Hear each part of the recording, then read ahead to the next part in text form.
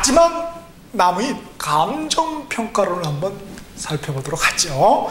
자, 감정평가론은 우리 기초론부터 해서 관련법까지 이렇게 4개의 나무까지로 구성이 되어 있습니다. 사실은 이 감정평가도 여기에 사실은 와야 되는 거예요. 감정평가론. 그죠? 하나의 강론 파트인데 워낙 특화가 되어 있다 보니까 독특하다 보니까 중요하다 보니까 이렇게 별도로 분가를 하는 거예요. 사실은 분가. 그래서 감정평가론 이렇게 합니다. 일단은 감정평가라는 게 뭐는가요? 감정평가를 가장 잘 보여주고 있는 게 있죠. 여러분 즐겨보시는 엄마 아빠들 즐겨보시는 뭐가 있습니까? 그 KBS 진품명품 여기 보시나요? 야, 옛날에 뭐 자기가 하나 있어. 고려청자 같은 거 보면 막 이렇게 살펴보잖아요. 전문가들이. 요게 감정이죠. 야, 이거 가짜 아니야? 이렇게 막 살펴보는 거 감정하고 그 다음에 뭐예요? 떼떼떼떼 숫자가 올라가잖아요. 그죠? 이게 막 째지고 막 이렇게. 그게 뭐예요? 가액으로 표시해 놓은 거죠. 평에 놨다. 이게 얼마라고 가격으로. 그게 평가죠. 두 개가 합쳐서 뭐래요? 감정평가. 이렇게 부르는 겁니다. 그게 감정평가예요?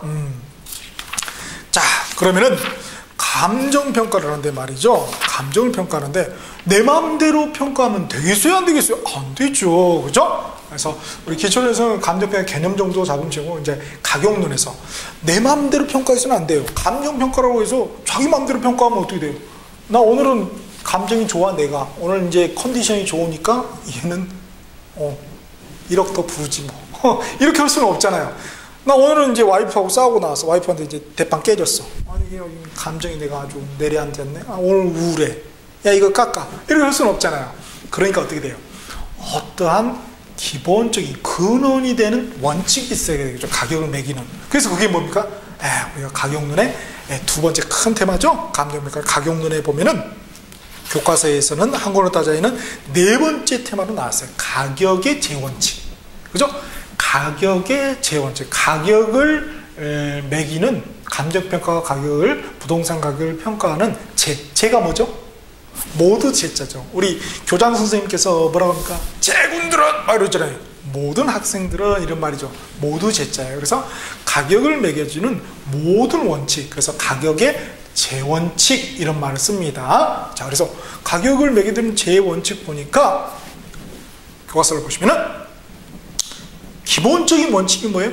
최유효 이용의 원칙이라는 게 있죠. 최유용. 최고로 유효하게 이용을 했을 때 요거 얼마야? 요거겠죠. 그쵸? 상가 건물이 있어요. 그럼 뭐야? 이 상가를 가장 잘 이용했을 때, 그쵸? 요거를 갖다 수포로 이용하면은 뭐 평당 100만 원인데 요거를 갖다가 카페로 이용하면 이거 평당 한 150이야. 그러면 어떻게 해야 돼요? 평가해 줄 때 150으로 해서 평가를 해줘야죠. 그렇죠? 그게 뭐예요? 최유효 이용의 원칙이 되는 겁니다. 그럼 최유효 이용은 누가 하냐? 전문가냐? 그게 아니에요. 자, 교과서 봅시다. 최유효 이용 원칙 밑에 최유효는 뭐예요?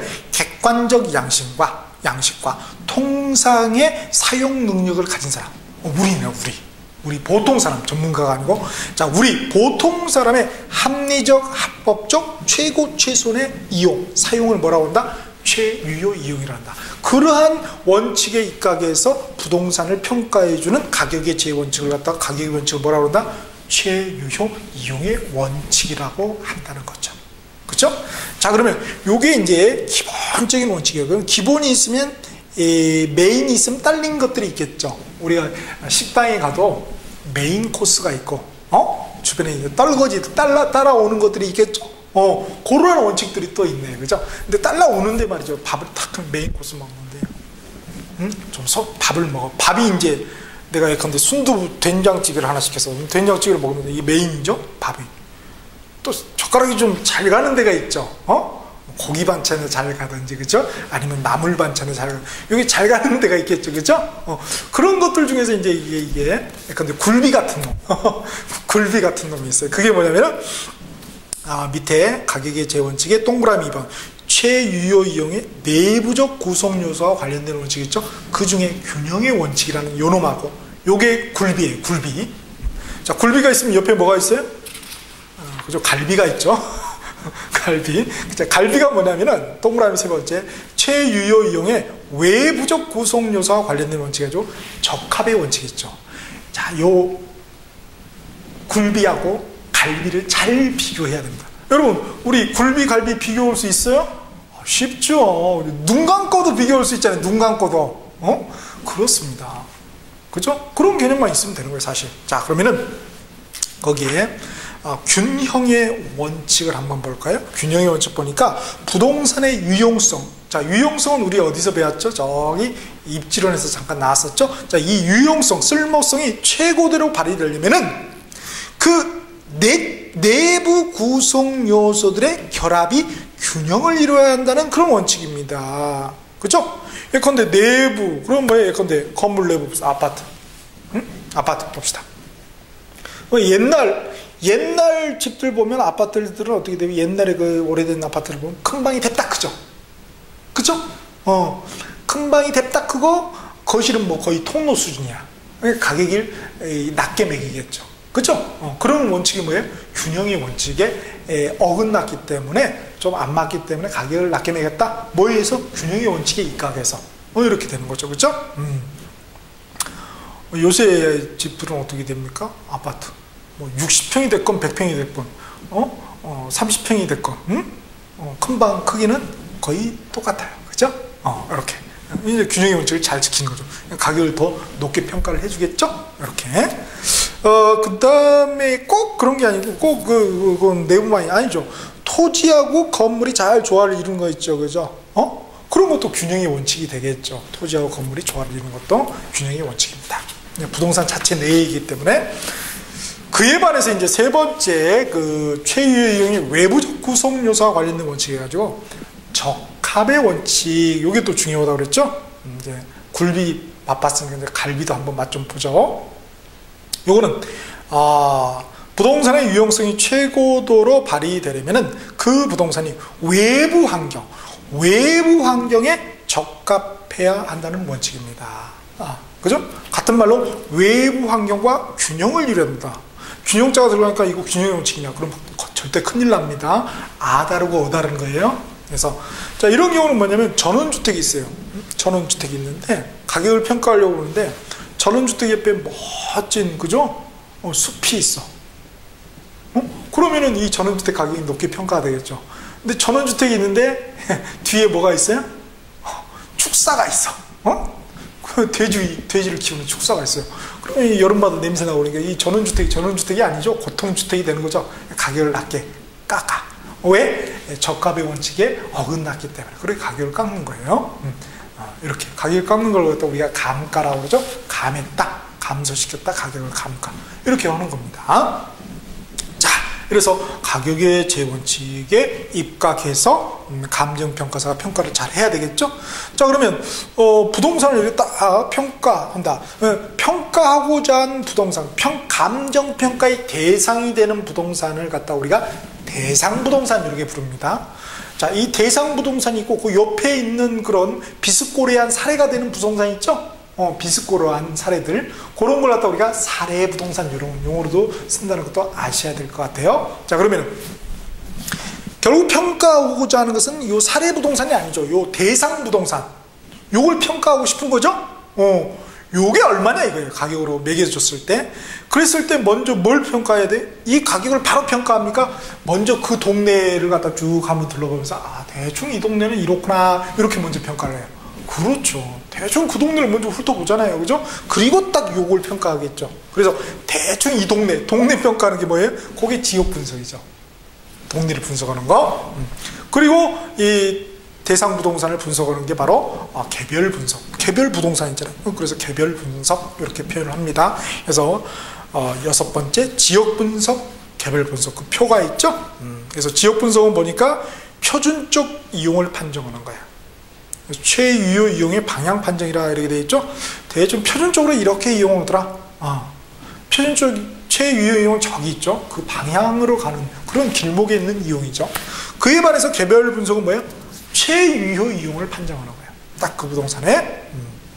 가격도 어떻게 돼요? 지역 분석은 대충 가격을 파악해요. 가격 수준이 이 정도더라. 그에 반해서 개별 분석은 뭐예요? 딱 요거 얼마? 해서 구체적인 가격을 파악하는 것이 되겠습니다. 그래서 그 차이점을 우리 잘 비교할 필요가 있겠습니다. 다음 세 번째 나무까지. 요게 이제 가장 중요하죠. 감정평가론도 그러면 가격을 매겨주는 구체적인 방법이 뭐가 있느냐. 요게 중요하겠죠. 그죠? 요거 마지막 남은 중요한 겁니다. 방법론. 그래서 방법인데 말이죠. 방법인데 어떤 큰 방법이 있겠죠. 큰 방법을 우리가 뭐라고 그럽니까? 방식이라고 그럽니다. 방식. 그죠? 그 방식의 밑에 조그만 구체적인 방법이 있죠. 그걸 이제 방법이라고 부르는 거예요. 오케이? 그걸 일단 가지고 가셔야 됩니다. 우리가 군대에서도 이 적을 공격할 때 전략이 있고, 큰 어떤 전략이 있고, 그 다음에 전술이 있잖아요. 세부적인. 그죠? 그거하고 똑같은 거예요. 그래서 전략, 전술. 그러듯이 방식, 그죠? 방법, 이런 겁니다. 그래서 큰 이 방식이 뭐가 있냐면은 세 가지 방식이 있어요. 그래서 3방식 그럽니다. 3방식. 그리고 요 짜질짜실한 요 작은 것들이, 구체적인 것들이 6개의 방법이 있어요. 그래서 6방법. 이 손가락에 하나 적네? 어떻게 하지? 그래서 3방식, 6방법. 이런 말을 쓰는 것입니다. 오케이.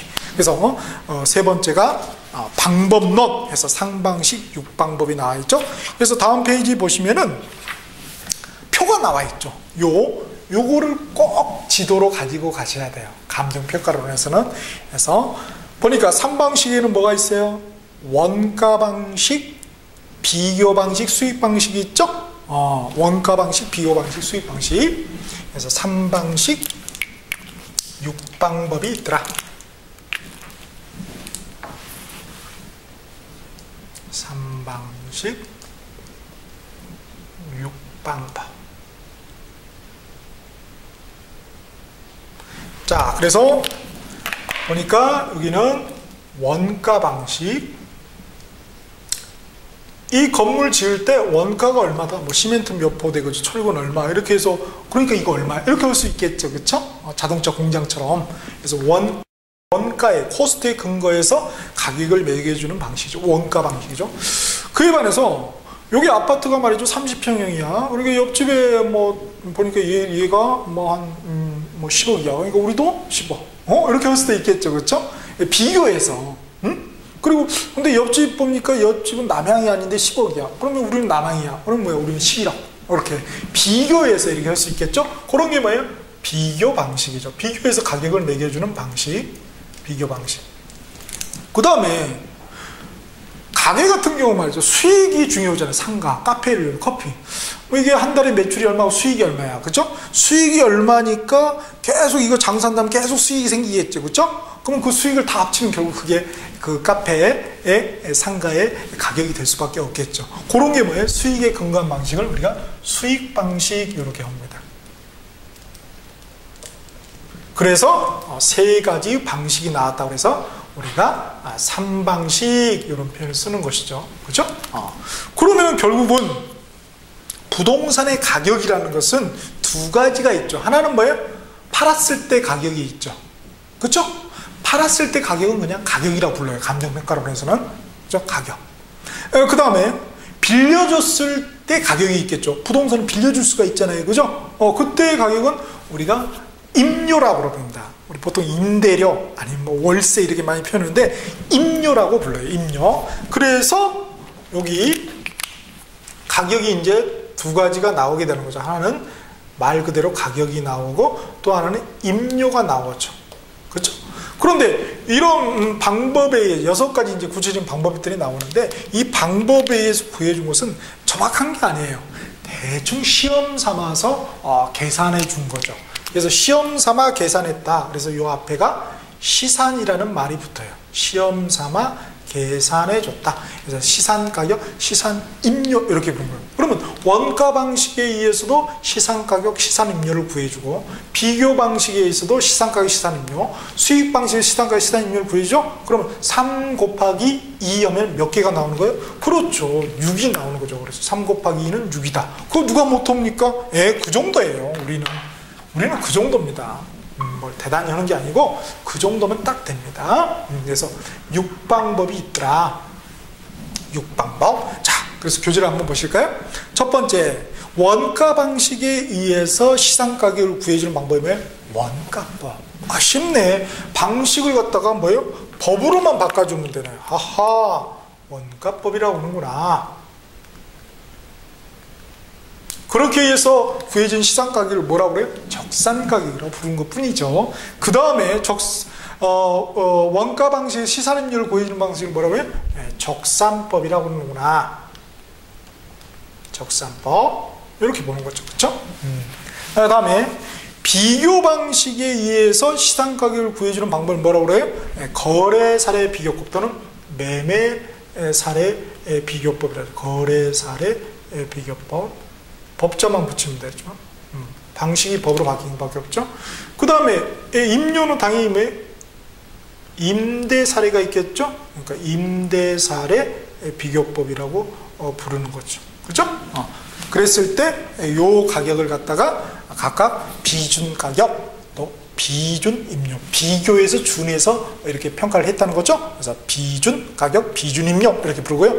그 다음에 수익 방식에 의해서 시상 가격을 평가해주는 방법은 수익 환원법. 수익 환원법. 수익을 갖다가 환원시켜줬다. 뭘로? 부동산 가격으로 환원을 시켜줬다는 거죠. 그 다음에 수익 임료를 구하는 수익 분석법. 이렇게 그죠? 수익 분석법 이렇게 할 수가 있습니다. 그때 수익 임료라고 부르겠고요. 그래서 6개의 방법이 이렇게 도출이 되는 것입니다. 그래서 감정평가에서는 요 지도를 꼭 가슴에 담고 우리가 여행을 출발하도록 해야 되겠습니다. 그래서 3방식 6방법에 대해서 봤고요. 그 다음에 감정평가 관련해서 각종 여러 가지 법들이 있겠죠. 마음대로 하면 안 되잖아요. 그죠? 그러니까 어떤 약속, 그 약속을 갖다 우리가 법, 이렇게 하죠. 법조문으로 나올 수밖에 없는 거예요. 그래서 쭉 뒤에 보시면은 첫 번째가 감정평가에 관한 규칙, 이렇게 나와 있죠? 규칙. 그죠? 그래서 여기서는 뭐예요? 법 조문이 중요할 수밖에 없겠죠. 그래서 조문의 내용을 우리가 꼼꼼히 좀 살펴봐야 되겠고, 그 다음에 이제 또 보면은 우리 마지막 테마가 감정평가는 이제 네 번째 테마로 해서 가격 공시제도가 있죠. 가격을 갖다 공개적으로 보일 시점, 공개적으로 보여주는 그런 제도가 있습니다. 공시. 그런 제도에 관련된 법이 바로 뭡니까? 부동산 가격 공시 및 감정평가에 관한 법률이에요. 그죠? 그래서 지가를 공시하는 제도는 이렇게 해야 되고, 그 다음에 주택가격을 공시하는 제도에 대한 규정은 이렇게 해야 된다 해서 그 부동산 가격 공시 및 감정평가에 관한 법률에서 쭉 이렇게 규정을 해 놓고 있습니다. 그래서 그 조문의 내용을 또 우리가 하나씩 또 정리하는 게 중요하겠죠. 그렇죠? 자, 이렇게 해서 이제 우리가 마지막 남은 감정평가를 갖다가 한번 전체 체계를 한번 쭉 세워본 것입니다. 자, 이렇게 해서 드디어 우리가 공인중개사라는 큰 산에 1차 숲인 첫 번째 숲인 부동산 개론의 전체 체계를 한번 쭉 잡아봤습니다. 그래서 이 과정은 우리가 전체 체계 하나의 어떤 지도를 우리 가슴 속에 한번 품고 여행을 한번 떠나보자는 것이죠. 그렇죠? 자, 어떻게 지도가 잘 그려졌나요? 여기까지는 뭐예요? 그래서 아직 안 그렸을 수가 있겠죠. 제가 그린 겁니다. 이거 홍쌤이 그린 거예요. 이제 여러분이 이제 학을 했으니까 이제 여러분이 뭐예요? 습작을 하셔야죠. 익혀야죠. 그렇죠? 그래서 도화지 하나 쫙 펴놓으시고 이면지 펴놓으시고 한번 여러분이 직접 한번 해보시기 바랍니다. 그러면 더 또렷하게 지도가 그려질 것입니다. 자, 이제 여러분 차례입니다. 자, 이렇게 해서 우리가 부동산학 개론 기초 입문 과정을 마무리 지었습니다. 여러분 정말 수고 많으셨습니다. 감사합니다.